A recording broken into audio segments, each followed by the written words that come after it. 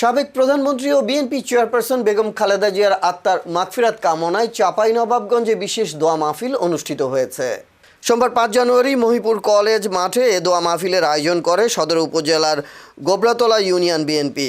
দোয়া মাহফিলে উপস্থিত ছিলেন বিএনপি চেয়ারপারসনের উপদেষ্টা ও চাঁপাইনবাবগঞ্জ 3 আসনে বিএনপি মনোনীত প্রার্থী হারুনা রশিদ, জেলা কৃষক দলের আহ্বায়ক ও সদর উপজেলা পরিষদের চেয়ারম্যান তৌসিকুল ইসলাম তোসি, সদর উপজেলা কৃষক দলের সদস্য সচিব ও গোবরাতলা ইউনিয়ন পরিষদের সাবেক প্যানেল মেয়র তাসেম আলী সহ বিএনপি ও অঙ্গ সহযোগী সংগঠনের বিভিন্ন স্তরের নেতা কর্মী বৃন্দ।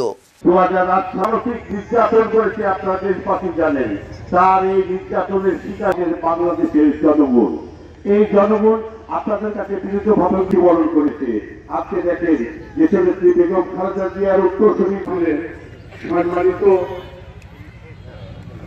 সভাপতি চাঁপাইনবাবগঞ্জ গোবরাতলা শহীদ রাষ্ট্রপতি রাখাল রাজা পুরীভাবে শাসন করে সন্তানের মতো, তার উত্তরসূরি হিসাবে আমরাও আসসালামু আলাইকুম ওয়া রাহমাতুল্লাহি ওয়া বারাকাতুহু।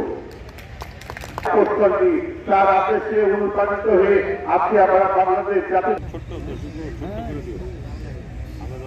বাংলাদেশ অভিনন্দন শুভেচ্ছা। আসসালামু আলাইকুম।